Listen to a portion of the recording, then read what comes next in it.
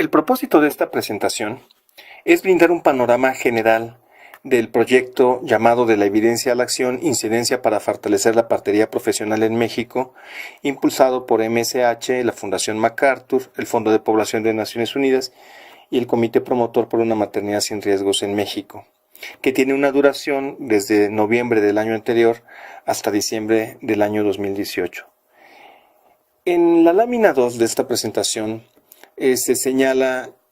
los puntos que se verán durante la misma. En primer lugar, pues revisaremos los objetivos del proyecto de la evidencia a la acción.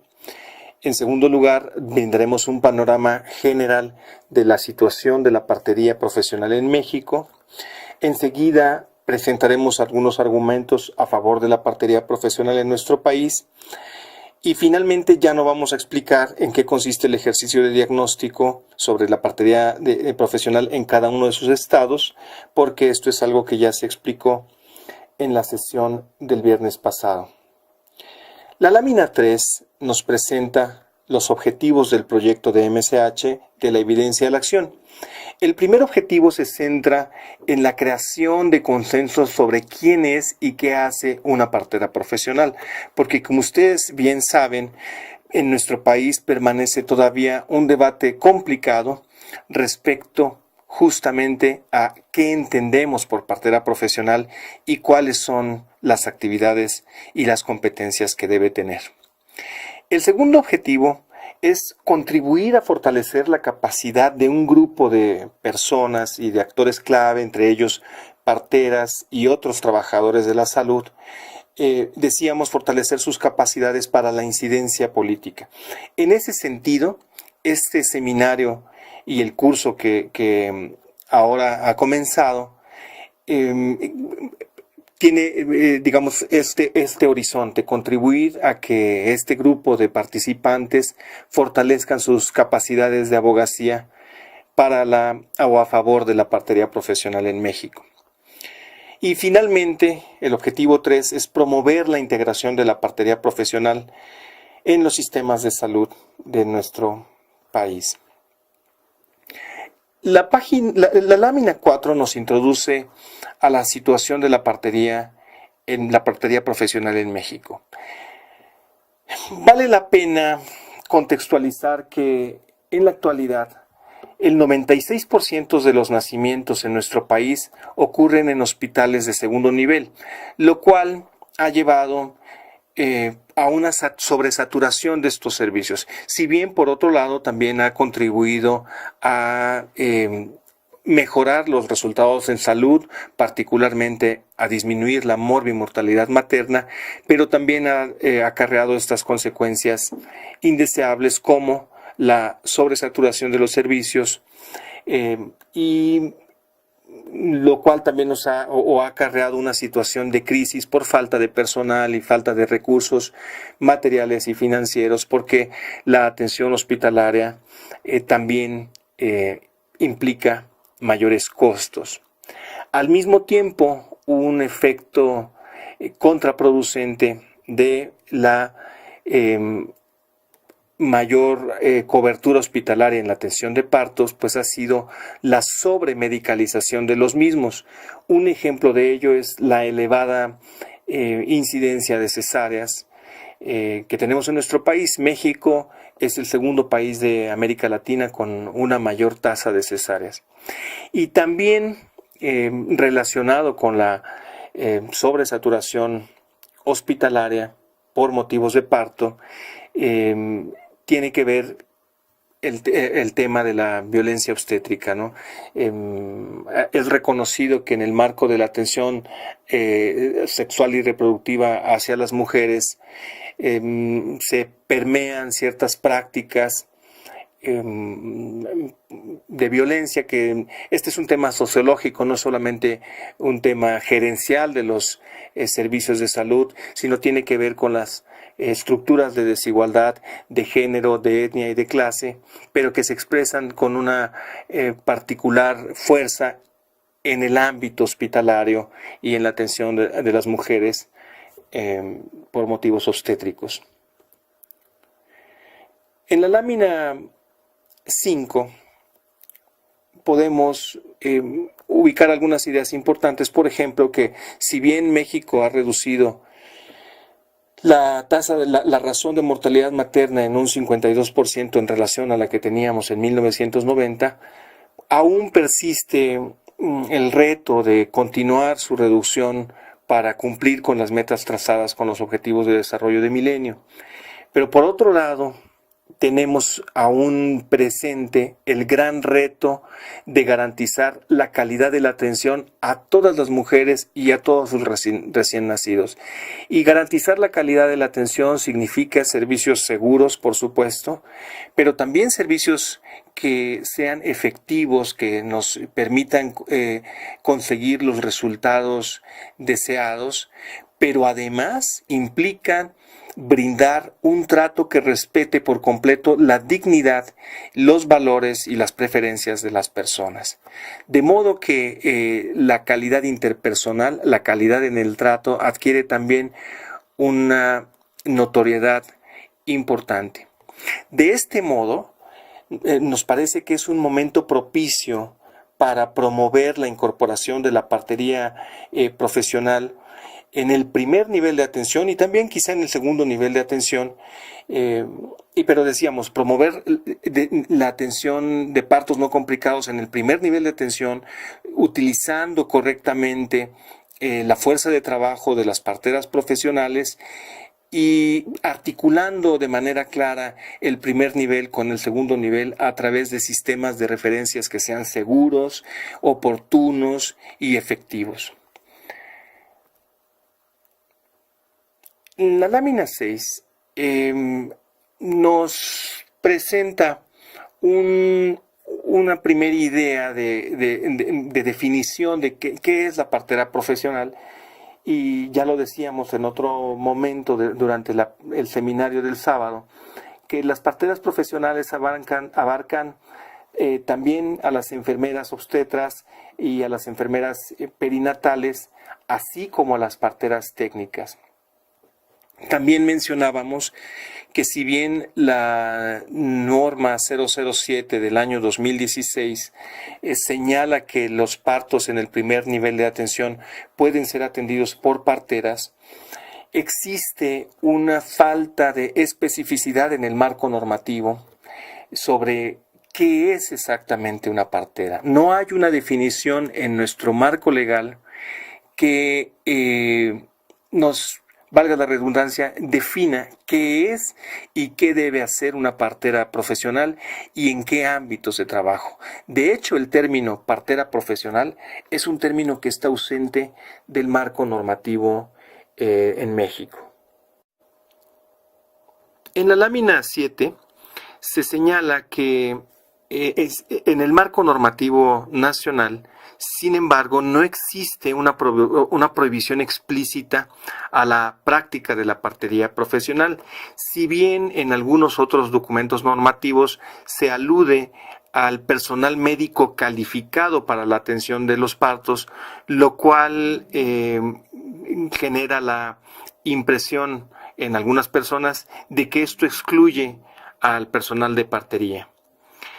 Sin embargo, la partería profesional, la práctica de la partería, no profesional, perdón, pero la práctica de la partería sí es reconocida expresamente en los códigos laborales que permiten que algunas instituciones públicas justamente contraten a diversas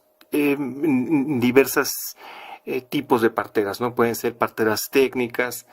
parteras profesionales, incluso parteras tradicionales.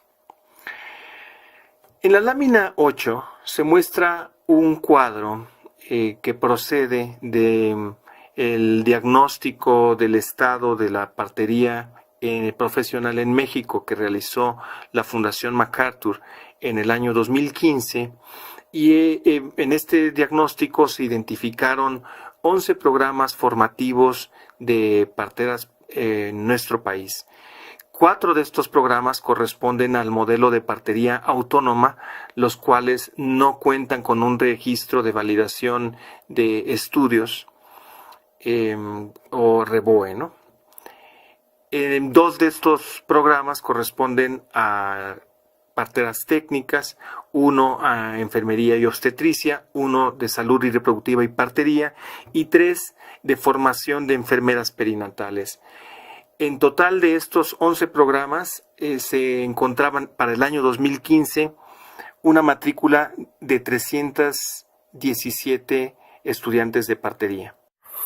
Respecto a la situación laboral de las parteras profesionales, la lámina 9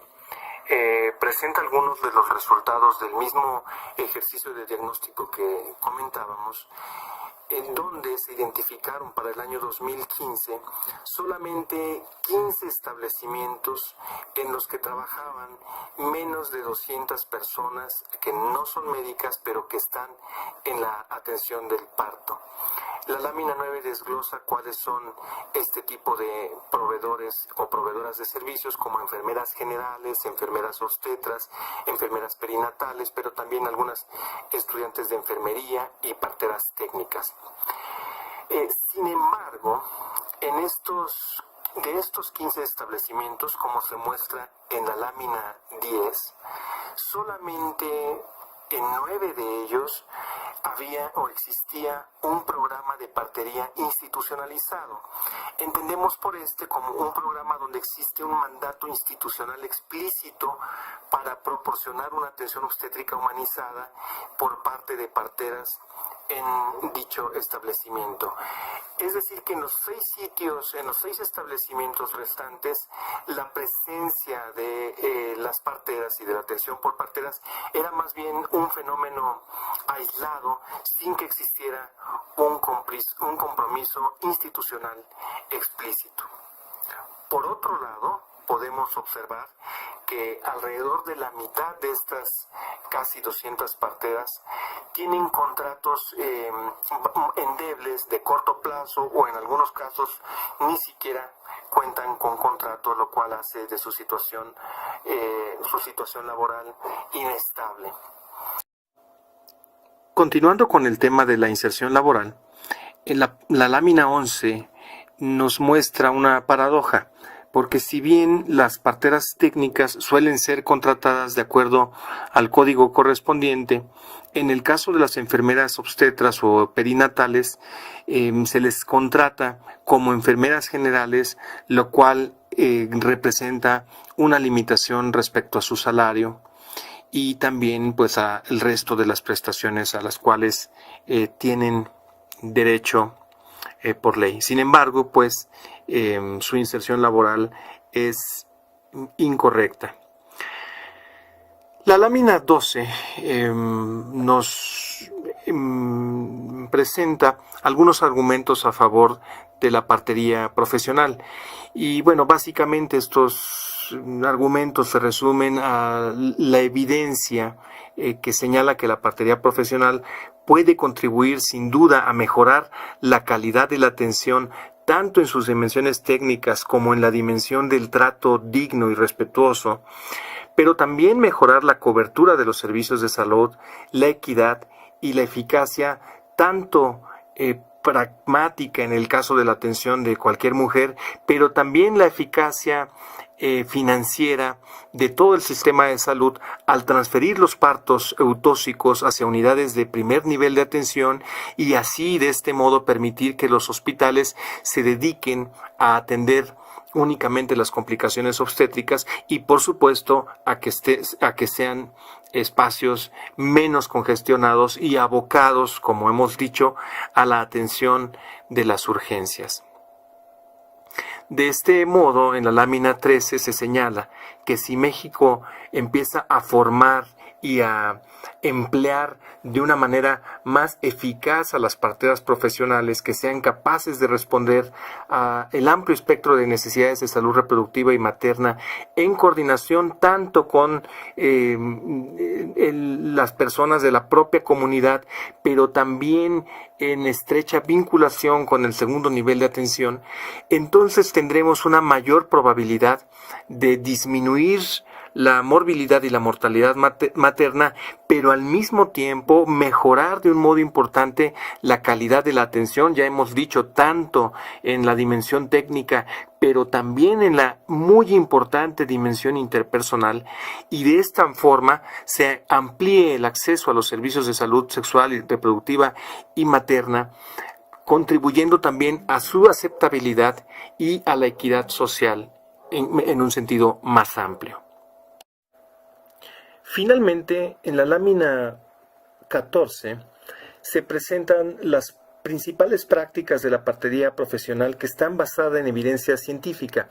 y vale la pena repasarlas. Por ejemplo, el acompañamiento continuo de la mujer parturienta por una persona de su elección, algún miembro de su red de apoyo. Evitar la aplicación rutinaria de venoclisis, evitar el suministro también rutinario de oxitocina durante el trabajo de parto, evitar la ruptura artificial de las membranas, permitir la libre deambulación de la mujer que está en trabajo de parto, también permitir el consumo de líquidos y de algunos alimentos ligeros, evitar el rasurado del vello púbico, también evitar la aplicación de enemas, permitir la posición elegida por parte de la mujer al momento de la expulsión, evitar la episiotomía de rutina, así como la maniobra de Christeller, fomentar el apego inmediato de la madre y del recién nacido, y también retardar el corte del cordón umbilical. También evitar la revisión rutinaria de la cavidad uterina, evitar el uso rutinario de los antibióticos, también evitar la aspiración rutinaria de las secreciones del recién nacido, respetar las prácticas culturales de la mujer, fomentar y cuidar y respetar la autonomía de la mujer para la toma de las decisiones que conciernen a su salud y permitir el uso de su ropa, de la ropa que las mujeres elijan. Bueno, pues este es un breve panorama del estado de la partería profesional en México.